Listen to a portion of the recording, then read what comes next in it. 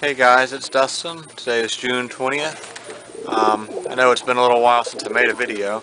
I apologize for that. There's two reasons I haven't. Mainly, not much has happened. Unfortunately, I had one more pigeon die, but I was expecting that. Actually, you know what, there was one big thing that happened, but other than that, not much has been going on. I've just kind of been waiting. Right now I'm waiting to be able to go get that new loft, but so there hasn't been much to show you, but mostly it's just been that I just haven't been feeling up to it.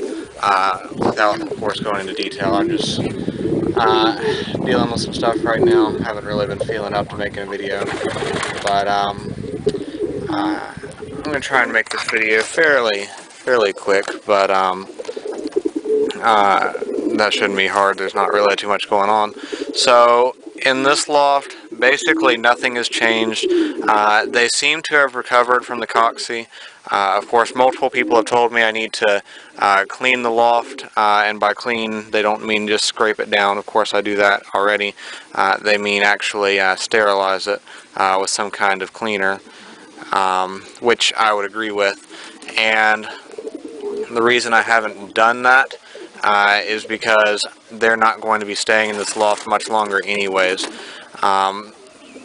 From what I understand about coccidiosis, and some people have said otherwise, but from what I understand, old birds are not very susceptible to it to begin with. It's more of a young bird problem, though old birds can get it. It's less common for them to, and basically once the pigeons have gotten coccidiosis and have beat it, they won't get it again. And that's why there's a difference between a coccidiostat and a coccidiocide. The coccidiostat helps the bird fight it off itself so that it gains that immunity, whereas the coccidiocide just simply eradicates it. But the likelihood of it is that the pigeon does not gain that immunity and could get it again. So I'm not particularly worried about having another relapse with these pigeons, at least not anytime soon. But of course it would be a terrible idea to start putting new birds in here. Of course that would be a bad idea anyways, as this loft is obviously full. Full might not be giving it credit. I've got too many birds in here probably. But they're about to not be in here anymore at all, so that's why I haven't made any effort to clean it out yet. The guy who was selling the red rose loft took a while to get back to me, just because it turned out he was out of town. But he should be calling me back tomorrow, and then we'll figure out a time for me to go look at it and hopefully purchase it and bring it back. Assuming that happens, the birds, excuse me. Anyways, had to take a moment, collect my thoughts there. Elvis keeps trying to mate with everybody. I'm assuming that he's not going to want me to come look at it actually tomorrow. If he does, that's cool. But I'll actually have something I'm doing tomorrow evening at church. But and then I work Thursday, so unless he wants me to come earlier in the afternoon on Thursday. But anyways, we'll figure out a time, and once I know when it will be, I'll start giving all the birds probiotics for a couple of days before I actually get the loft. And then once I get it here and get it set up, all of these birds are, well, scratch that. All of the racing homers in here and that satinette will be being moved over. Of course, the satinette is a dropper.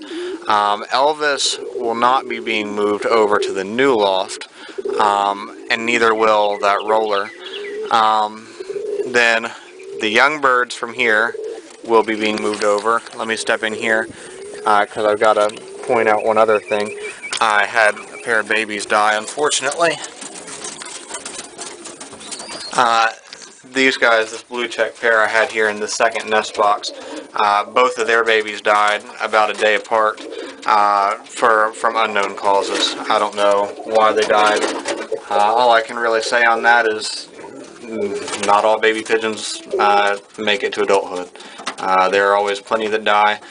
There was no obvious signs of why they died. No weird colored poop. They weren't thin. They just stopped living, basically. Obviously, of course, there is a reason something killed them, but I don't know what. So anyways, of course, I'm done breeding for the year, so they're not, I just took away the nest completely. So as soon as I get the new loft, this pair of old birds is being moved over. The young birds in here, actually, the pigeon with the bloated crop, which actually turned out to be an injured air sac. Hawaiian Brian had named it, but spell check got him when he left the name in the comments, and I pronounced it wrong too, so there was a little bit of both. I think that it was not, the end of it was not supposed to be knocked. There was not supposed to be a T on it. I think that it was supposed to be pronounced Puno. Hawaiian Brian, you can correct me if I'm wrong again, but I think it was Puno. But the reason I said was is because unfortunately Puno died.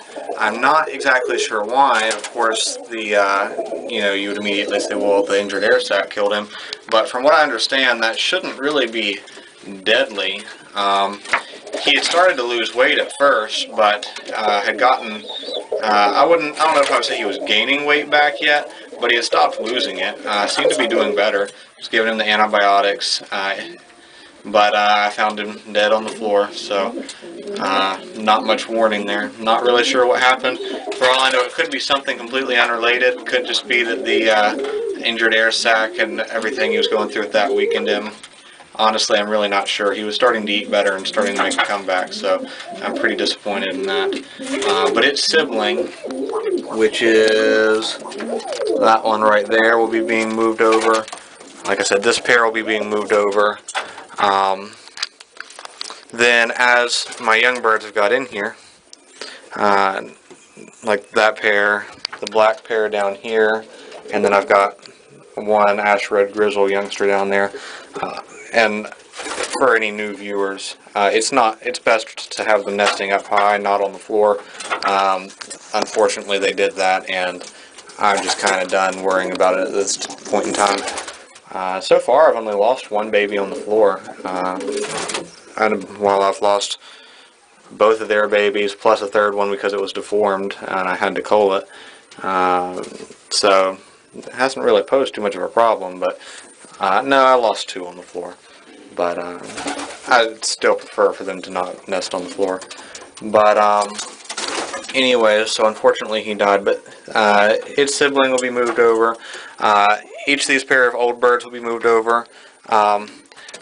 Coco has always just been one of my favorite pigeons, so I was kind of thinking about retiring him, even though he's never actually raced. But you know, if you don't want to lose a bird, you got to lock it up, or eventually it will perish. And I'm still going to fly him with the other birds outside the loft, and I do risk a hawk killing him while doing that, but I'm not going to keep him cooped up. Of course, I'm not going to put him through the somewhat of an added danger of releasing him somewhere else, though so far he's always come back. And really, it may not even really be added danger. I mean, Willie just pooped on me. Willie always comes and sits on my shoulder, but so far he's never pooped on me. That's a first. I'm not surprised by it, but that's a first. Anyways, I'll go and get cleaned up in a minute. Anyways, I'm not going to keep him cooped up. I'm going to let him fly, but I'm probably not going to do training tosses with him. Probably same goes for his mate Swift. I'm probably not ever going to actually separate them and mate them to other birds. So I'll probably just retire them together. But anyways, they'll still be moved over. Of course, Charles will be moved over. I don't know if he'll be able to race or not. He was flying like a turkey before, or maybe more like a chicken. Even turkeys fly a little better. But we'll see. Of course, y'all remember we did the experiment where he had broken his tail feather somehow, so I pulled them all out to get them to grow back, and they've grown back just fine, perfectly actually, no streaks in them or anything. We'll wait and see if he molts them out normally, but since he has already basically gone through this year's molt, for the most part. We'll probably just have to wait until he molts. Sorry, the camera turned off. I was told that it would mess up their molt and it hurt them and their feathers wouldn't grow back right and stuff if you pulled them. I guess I can't formally lay that one to rest until the fall when he molts again. We watch see if his tail feathers molt out normally. But I've done it before with other birds for similar reasons, and so I already know from experience that it will be just fine, and I can go ahead and put that one to bed. But I'll wait and officially do it in the fall, just so y'all don't say, well, hey, you didn't show us what happened. And so we'll keep an eye on him, but I don't know if he'll be able to race. Of course, that pigeon that's always on the floor because one of its wings doesn't work. I don't know why it doesn't work. It's just stuck to his body all the time. He can't open it. And then I've got another pigeon like that down there in that other loft. The birds that are in quarantine. They'll both go in there. Of course, they won't be able to race. They'll just walk around on the floor, basically just chilling. But I may be able to find some way to use them as droppers. Of course, they can't go into the trap and fly down to the food because they only have one working wing. But at least I can put them up on the loft if I'm having trouble with the birds coming down. Of course, that wouldn't be a good thing to do in racing because it wouldn't necessarily help get them into the trap. But if birds got loose or something that weren't supposed to, at least it, you know, have pigeons out there on the roof. I think y'all understand what I'm saying. So all those birds will be getting moved over. The ones from Joe down there, y'all know the, you know, I guess only one died. That just Puno died. But y'all know one had died after I got them. I gotta be careful about this. I just about walked out the door with Willie on my shoulder. I'm pretty sure I could get Willie back if that happened, but I don't want to chance it, so. But gotta be careful that I don't walk out with him on my shoulder. He'll be moved over too. Of course, he's not racing and he's probably not going to be a dropper. I don't think he'll have much interest in doing that. He'll probably want to fly. But I just like having him with me, and I know I'll spend more time in that loft than any other. So I'm going to keep him in there just so he can hang out with me while I'm in there. This is one of those birds from quarantine down there. That's the nest that the first baby died in, and it needs cleaning, so I just sat it out. Put the other baby in a fresh new nest that's, you know, same container, put it in there. Unfortunately, that one died too. Now they're both just sitting out here. I need to dump that one. I need to clean them both because I reuse those. But the grass is kind of growing up. There's not too much grass in there. There's a little bit sticking out in there, but it's not going to affect anything. Anyways, he just finished his food, so I need to fill it back up. But I've kept plenty of food in there, and then he's got water with coccidiosis medicine, a coccidiostat called Corvid in it. But the others seem to be doing just fine. We'll walk down there. Actually, before I do that, I just came out of here, but I was just talking to y'all about the homers. Those homers down there will also be moved over because they seem to be fine, except for this one. I'm not sure what's wrong with this one, but it's quarantined from them now, and they seem to be doing fine. They're gaining weight back. Actually, some of them are turning into turkeys in there, pretty fat, but they've always got food in front of them. I'm not sure if this dove egg is alive. I candled it and could kind of make out a red dot in the center, which would imply that it was fertile, but I would expect to see veins spidering out by now. Now that was a few days ago, so I haven't candled it again. I need to do that. And if it's not growing still, then I'll chunk it. I think it was fertile, but it might be dead. This baby's doing fine. Actually, it spends most of its time out here in the rest of the loft and out here on the fly pen or aviary instead of in here. But these babies are fine. Of course, I'm not breeding these two together anymore. Spot right here, this indigo spread, I put in here where y'all can see him for you new viewers. He's an indigo spread bald-headed roller. Anyways, he'll be mated to her because I want to produce some indigos that don't have piebald. Because I just one of his babies right here, I've just fallen in love with this one. Looks beautiful. And especially I really like the oh, let me grab her. She'll fan her tail out as soon as I pick her up. See that beautiful indigo tail, but kind of that dark blue-gray color. So I want rollers like that. She's half satinette, half roller. Part of a project. Oh, hey Willie. Part of a project I'm working on to produce some frill stencil rollers. But of course, right now all she is a mutt pigeon. I'll have to work on that project. Probably have to work on it for a few years to get anywhere with it. But anyways, I want some rollers that are indigo like that without being spread. I like the spread, but I want some pattern too. So that's what I'm doing with that. And then this satin net will also be moved over and trained in the flying loft to be a dropper. Of course, all the rollers, they're going to go over to that loft, which I will clean first, and I'm actually going to replace the perches in it. I'm going to put new box perches in it that are a little bit smaller because the rollers don't need as much. And that'll allow me to put a few more in there too, and just make it look more professional as well. So, and then all the rollers will get moved over. Of course, not the ones I'm still breeding. Spot and Victoria, they'll stay in here.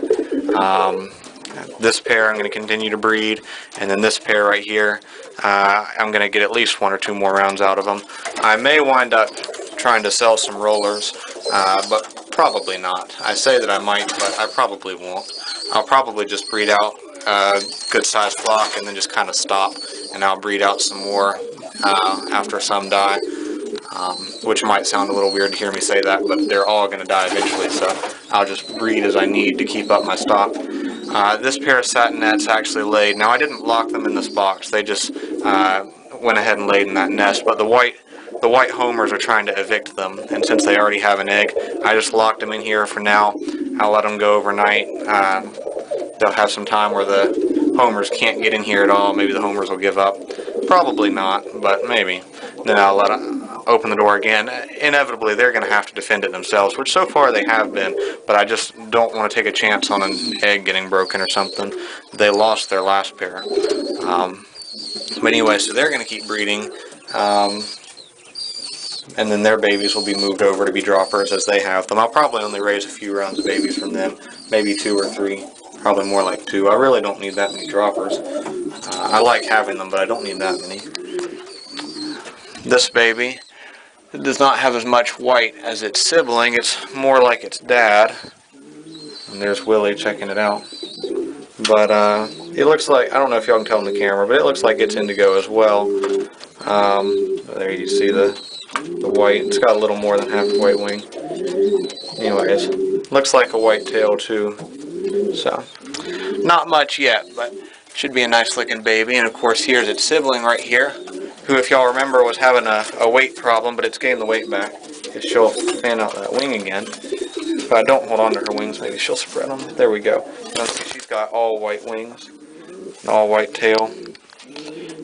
I'm gonna put her down. Not sure how much she weighs, but that's a little pigeon. But has gained weight back, is at a pretty good weight now. I wouldn't mind her weighing a little more, but I'm sure she'll continue to put some more on. This pigeon keeps getting stuck under that plastic container. I don't know how it does it. Somehow they get it flipped back over again from being like that, and of course that's in there for them to bathe in.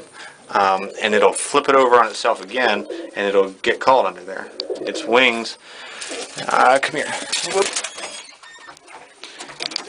Its wings are actually curved. Well, they're coming back. Its flights were curved a little bit. Its tail is still not looking so good. I don't think it's molted out those tail feathers yet, but it has been molting, and you can see that it looks much better now than it did. I think it must be recessive red. Something interesting I've noticed about this roller right here, which is displaying like a cock now. If I can get it to spread out its flights for us. I don't know if y'all could see that. Don't have 2 hands to work with.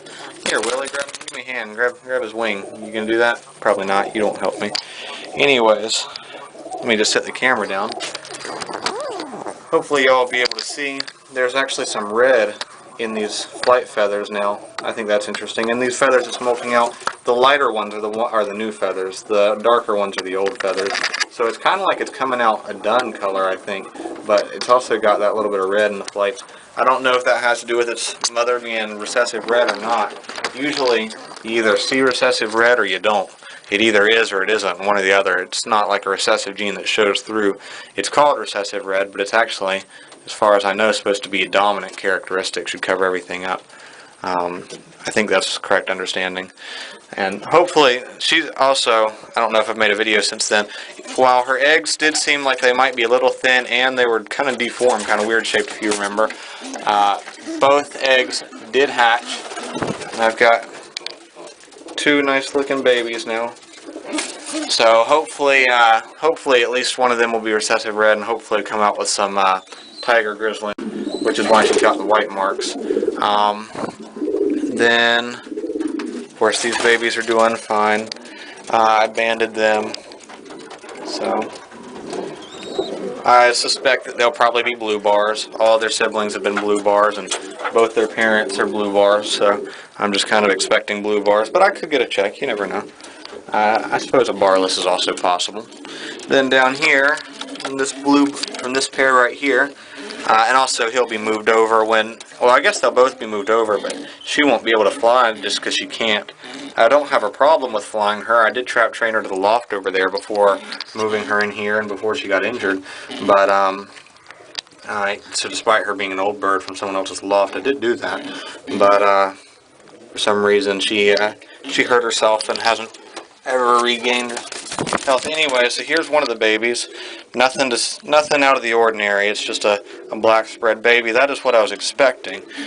But this other baby, if I can find it, here it is, has some white feathers on this wing and has a little bit of white on its head. Now, my immediate thought was, oh shoot, mom bred with a roller, but I'm not 100% sure of that.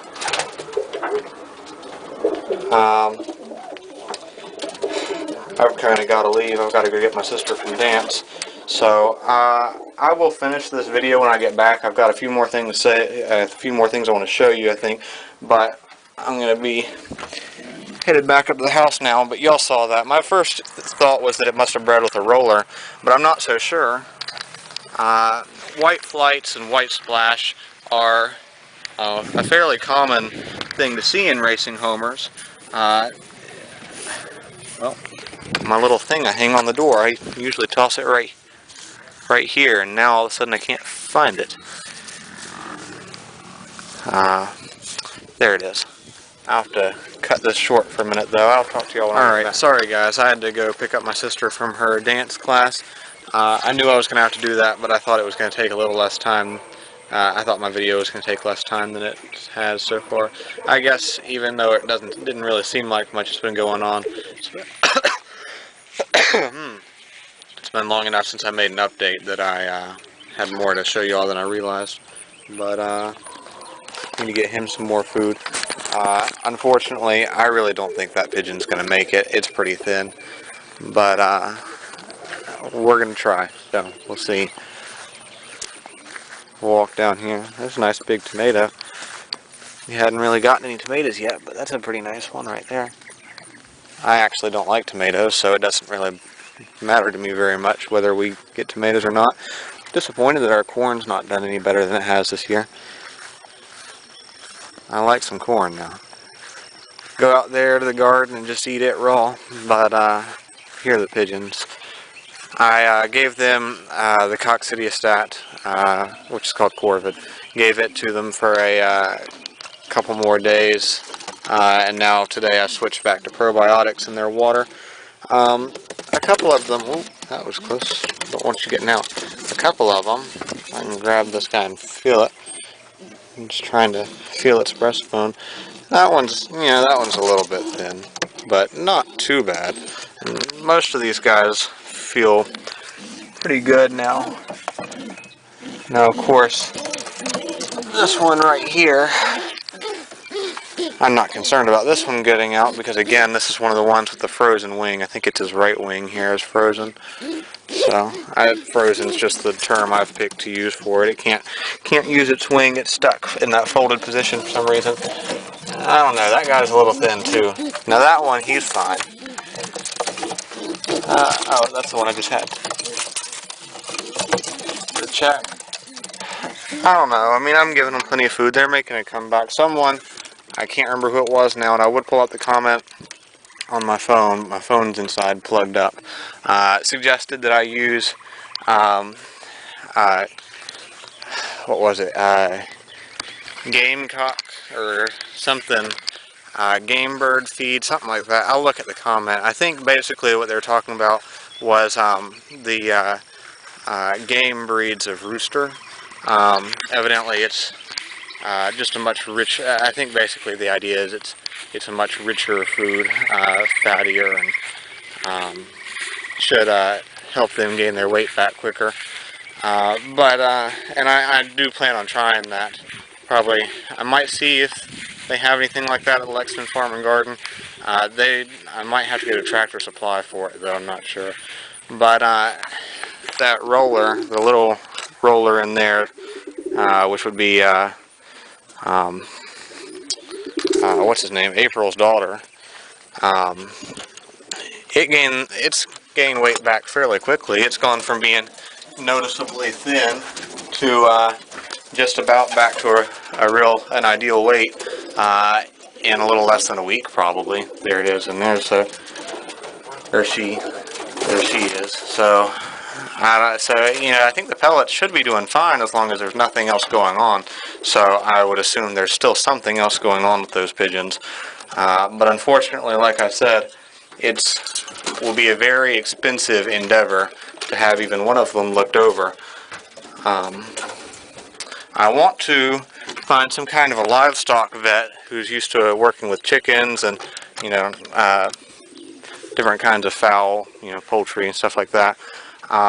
Because this is a bit different circumstances than if your dog got sick or something.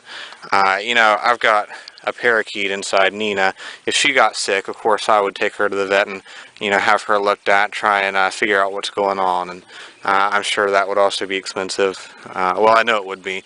Their prices are for birds, not specific species, just birds in general. So it would be the same amount of money. Anyways, but she's the one inside parakeet I have. She's my parakeet. The parakeet. That's one thing. But out here, this is a flock of pigeons.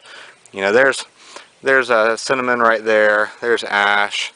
There's Elvis. There's Steve and Minnie. That's JD, which is also my brother's name. He gave it the same name as him.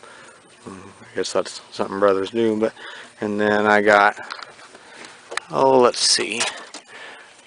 There's Julio right there. And then Bentley's in here too. I think maybe that's Bentley right there on top of the feeder. Anyway, so most of these have names. Most of the ones that don't are just because they're young birds, but and I don't know their genders. But they're not. It's not quite the same thing. They're not exactly pets. I have a lot of them. I don't cry or lose sleep over it if a pigeon dies. I'm pretty sure that one's not going to make it, and I don't like that at all. But it's just something you have to accept when you keep a lot of animals, especially when you're breeding animals. They all die eventually, and there are more than enough of them that die earlier than you would like. So that's a young bird. It's probably only a couple months old. It's sad to see it in such a state. When I think Puno is the right pronunciation. When Puno died, that it's sad. Had his whole life, had his whole life ahead of it. Could have been a great racing homer, regardless of how well it raced, though. Had his whole life ahead of it, flying, finding a mate. Even if I didn't breed it, I'm sure it would still pair up with another pigeon. So it's sad to see, but it's not exactly the same thing. And when I'm talking about treating, if Nina got sick, that's just one bird. Again, Nina being my parakeet. If one of these pigeons gets sick, the whole loft is exposed to it, and usually most of the loft gets sick. And then all of a sudden, we're not talking about getting a little bitty thing of medicine to treat one little bird. We're talking about having to treat an entire loft full of pigeons. Usually that treatment then has to go into the water, and so you may have to use some concentrated version of it too into the water. And the cost goes up exponentially.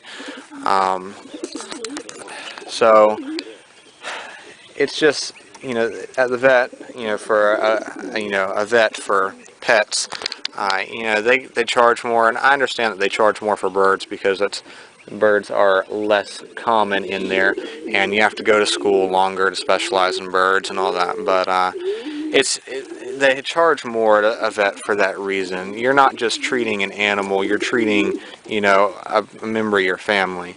As much as these guys are, would be considered, I would consider them members of my family. These are all my kids. It is still a whole flock of them, and treatment, the way you treat is a little different. There's a lot more. So I'm hoping to find some kind of livestock vet. Also, something worth noting, the babies I was talking about in here that I was worried their father might be a roller. The hen has a little bit of like white feathers along right behind her eye, I think, and I think she has. I mean, she has a white rump, but a lot of pigeons have that. That's not piebald. I feel like I remember seeing a white feather on her, and I think it's probably just molted out right now. But the dad has definitely has some white feathers behind his eyes. So this baby right here, this black baby right here, we notice has a little bit of white behind its eye, and then it's got that white spot on its head too. We see a little bit of white right there. Now its brother or sister, I don't know why I say brother, I really don't know, was a blue bar. I think that's Bentley. It's probably,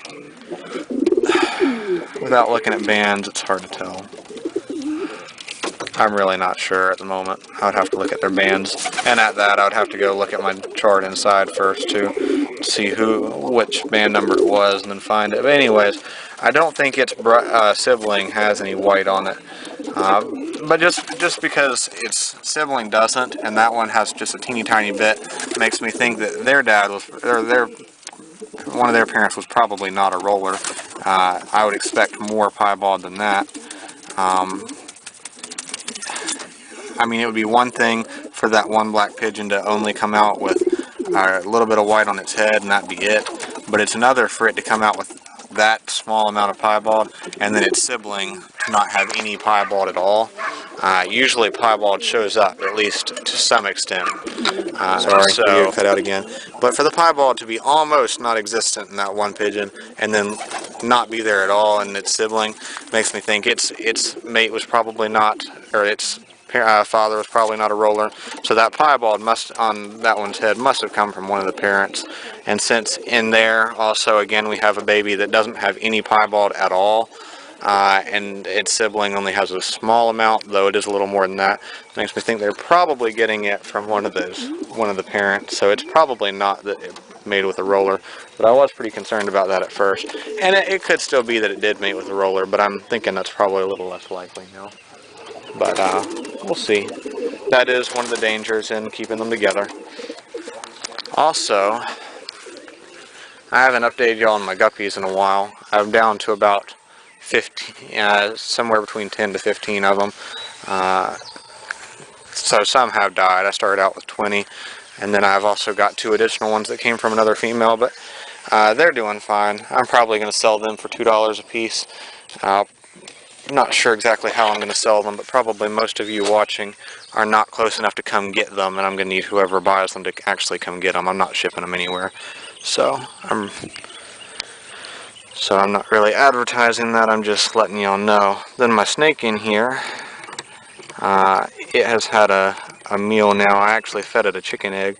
Of course, I'm not going to try and sustain it off of chicken eggs, but that was a decent first meal for it in captivity. Ate it very quickly. That was good.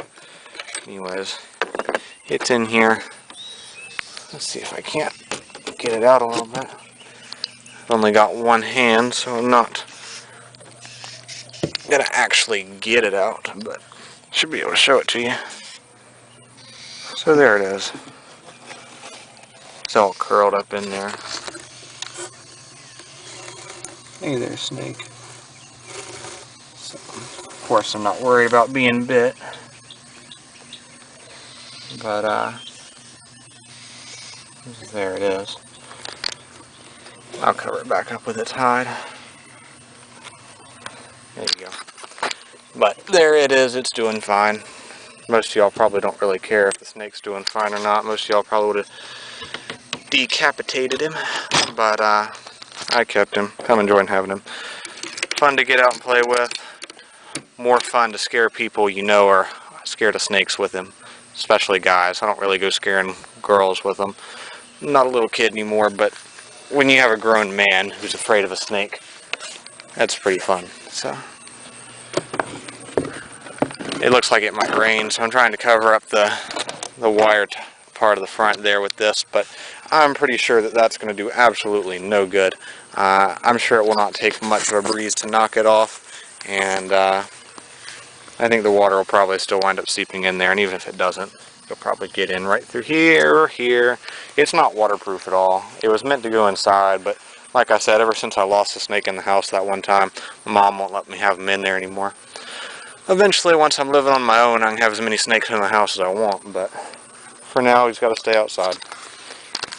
I don't think there's really anything else I wanted to show y'all, so that'll probably be it, but I suppose I'll stick to what I said and make my closing a different video, because I always forget something. So, alright guys, so hopefully y'all enjoyed that. Now that I'm making my closing, sure enough, I'm thinking about it, I did forget something, but I guess it's still going to be in the same video anyways. Before Puno died, I did, well actually I had to empty the injured air sac a couple of times, but I did film it one more time and was going to make an update that day and put it on YouTube, but I never did make the update. But I do have the video of me deflating the air sac, so I'm going to attach that, I guess, here. So I haven't really made my closing yet. I guess I'll put it after this segment and then I'll do my closing, so y'all can at least see that. But again, unfortunately, Puno did die. Good morning, guys. It is June 16th. I will do the rest of the, I've got to go somewhere today. I'll do the rest of the update after I get back. But right now I've just got to deflate that pigeon's, her air sac. So I'm going to film that, because I realized I didn't really get it on camera a couple days ago when I tried to do that. But it's inflated again now, so I'm going to do.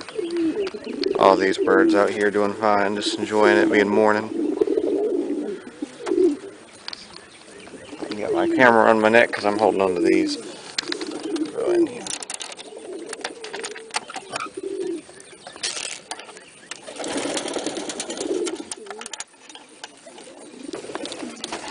This pigeon thinks he's going to be getting out.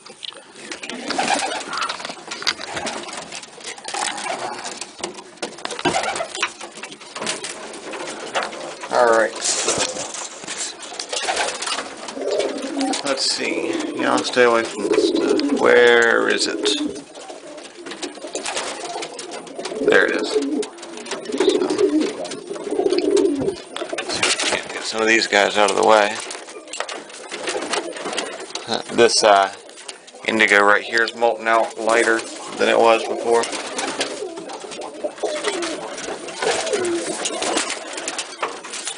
This little one right here is starting to gain weight back, which is good. And it wasn't ever terrible to begin with, but it was lighter than I wish it would have been.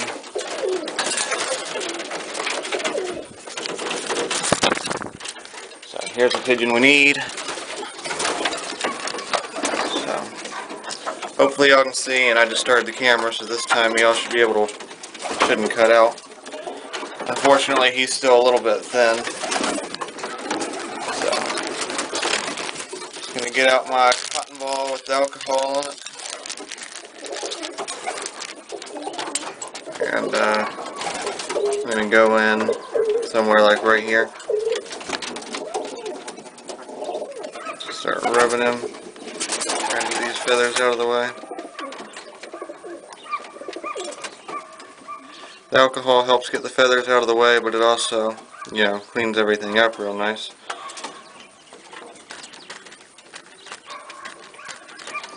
So, I guess I'll go in right there. You can see.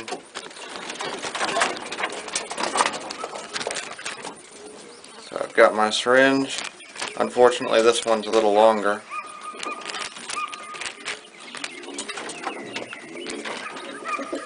No, turn your head so I can see. So I'm just gonna pierce just under the skin there, and I'm gonna start massaging the air out. Wiggle around the needle a little bit. Helps widen up the hole. Squeeze some of the air out. I don't want to go too deep.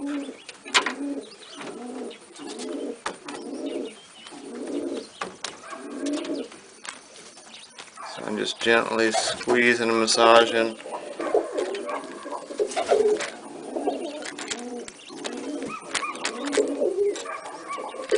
There we go. I think that did it.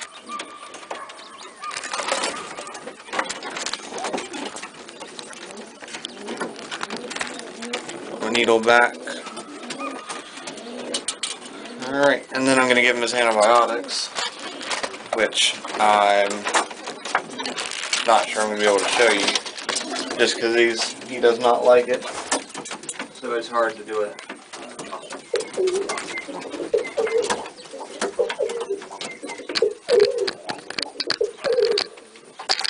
I tried to keep it in here, but it doesn't work out very well because it's in a plastic bag, and they love to play with plastic bags. So I guess that'll be it for this part of the video. I'm just going to give him his antibiotics now.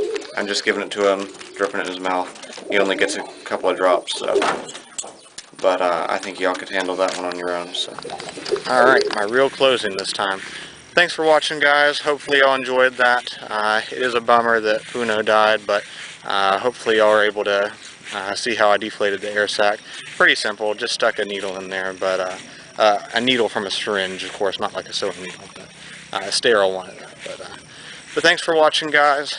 Be sure to like and subscribe for more videos.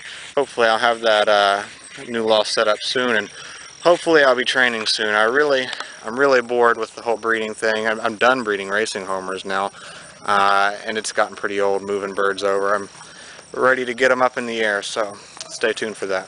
Thanks for watching, guys. Take care.